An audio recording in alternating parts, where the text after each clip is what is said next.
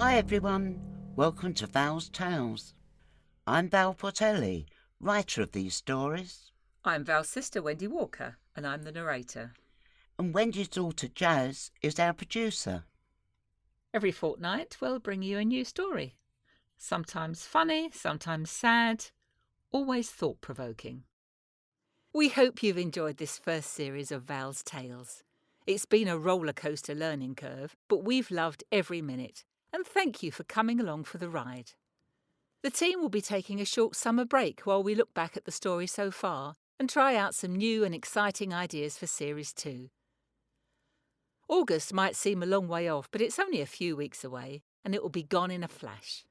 Meanwhile, feel free to tell all your friends about the existing episodes, and thanks again for your support. See you soon! Settle down, the story is about to start. The first version of this story was written about 5 years ago, following a prompt in a writers' group. About a year later, a friend pulled into a lay-by to take a break during a long journey and had a similar experience. A story is constantly evolving, so the final few paragraphs were added purely for the followers of Val's Tales. Enjoy!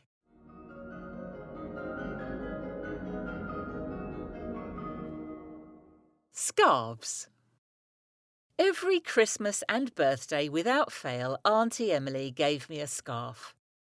Now don't get me wrong, I love scarves, but there are only so many you can wear at any one time. At least she varied them. I had silk ones, woolly ones, cotton ones, head squares, printed, triangular, long, short, shawls and bandanas. They weren't cheap either. I can remember thinking they were such good quality they would be strong enough to make a rope if ever I needed to escape from a fire in my third-floor flat. Come to that, I could use them to tie someone up if they broke in to rob me, although that was unlikely with the ever-vigilant front desk security. Even then, they'd need a key to the private lift and staircase to get anywhere further than the foyer. The rent was expensive, but with my career taking off, I could afford it, and the privacy it offered was worth every penny. The day I decided to have a clear-out, I bundled all the scarves into carrier bags, put them in the boot of the car to take to a charity shop, and promptly forgot all about them. Shortly after that, I got my big break, and my transport became either a chauffeured car, a plane, or the tour bus with the others, so my car stayed in the garage. After a couple of months away, it was nice to be home, and I spent my evenings in front of the TV or reading a book. My face had become quite famous, and although I loved the fans, sometimes I just wanted some peace and space for myself. Julie, how are you? It seems we can't turn on the news these days without seeing your lovely mug, so I guess you've no time to catch up with old friends. Scotty, it's ages since I heard from you. How have you been? Scott and I had been friends since our school days, but with everything going on had not been in touch lately. We're doing good. In fact, that's what I wanted to ask you. Are you free next Friday? The band have got a gig at the Old Mansion Arms, and it would be great if you could be there. We've improved a bit since the last time you heard us play. I knew the venue from the old days. It was popular with the locals, but not the sort of place to be hounded by the paparazzi, so I decided to go. It would be good to see my old mates without being hounded by fans. The boys did a fantastic set. It was a great evening, and by the time we'd finished chatting, it was much later than I expected when I hit the road for home. The area had changed quite a lot since the last time I'd been there, and it was in a particularly desolate part of the countryside when the car started to cough and splutter. It was cold, miserable, raining, and not a soul to be seen. All I needed. To add insult to injury, the battery on my mobile was dead, so I couldn't even phone for help. Without warning, the car cut out, but I pumped the pedal and thankfully it choked and came back to life. A mile further on, it did the same again, and although it didn't die on me, by now I was seriously worried. Normally, I was religious about keeping the petrol topped up, but I'd been so busy I hadn't made my usual weekly trip to the garage. Checking the petrol gauge, I was relieved to see it showed nearly full.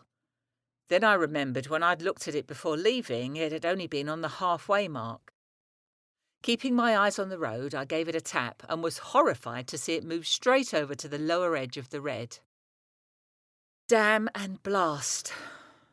It must have stuck, and now I was out of petrol. It was a narrow, bendy country lane with no streetlights. The rain had produced a thick mist which was threatening to turn into a fog, so there was no way I could leave the car there, even if I could walk to find some semblance of civilization. From the corner of my eye, I noticed a lay-by and wrenched the steering wheel to turn into it. The rough path led through trees and shrubbery until it unexpectedly opened up into a circular area full of cars. I realised I'd actually found a car park, but as it was all in darkness, I assumed locals used it to leave their vehicles overnight. At least it was off the road, so turning on the interior light, I prepared to collect my belongings and start walking. I nearly jumped out of my skin when a disembodied voice yelled, "Turn that light off!" As I opened the driver's door, I realised all the cars were, in fact, occupied, and people in various states of undress were leaving their vehicles and heading in my direction. I'd never been so scared in my whole life and was in dire need of a change of underwear. Surrounded by about 20 semi-naked men and women, I thought my time had come. "Identify yourself," one of them demanded. "Which group do you belong to?" I don't," I spluttered, unable to think clearly. "I just broke down and pulled off the road. I'm sorry." Why was I apologising? Despite my fears, I regained enough bravado to ask, "Anyway, who are you? What are you all doing here?" "We're the SSPP," someone answered. "The Swinging Scarves Party People. We meet here on the first Friday of the month and identify ourselves by our scarves. I see you don't have one, so must ask you to leave." "Funny you should say that," I said, as I reached into the boot of my car to retrieve the overflowing charity bag. "You're welcome to these if someone could help me out with some petrol so I can be on my way." It was a peculiar sight to see two men wearing only strategically placed cashmere cravats siphoning off fuel to fill my tank, but within 5 minutes I was back on the road. Half an hour later, I pulled into the all-night service station to fill the tank, and by 3 a.m. was safely tucked up in bed. The strident ringing of the phone early next morning woke me up. "Have you seen the morning papers?" my agent demanded. "No, what's happened?" I asked. "The publicity couldn't have been better if we'd arranged it. We're going to smash every box office record. Get your glad rags on, girl. I'm lining up interviews as we speak. And don't forget the scarves." Intrigued, I grabbed the pile of newspapers left outside my door and started to go through them.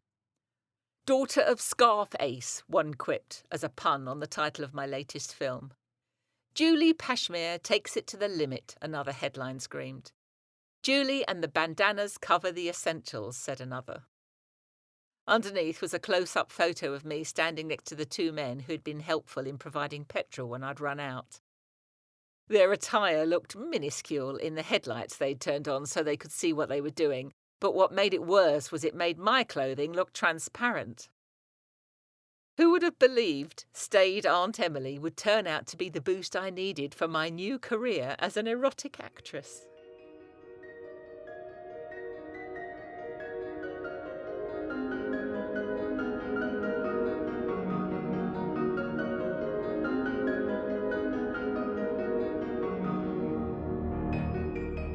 Thanks for listening. If you're enjoying these stories, please subscribe on Apple Podcasts, Google Podcasts, Amazon Music, Podbean, or our YouTube channel. You can also follow Val's Tales on social media. Details coming up.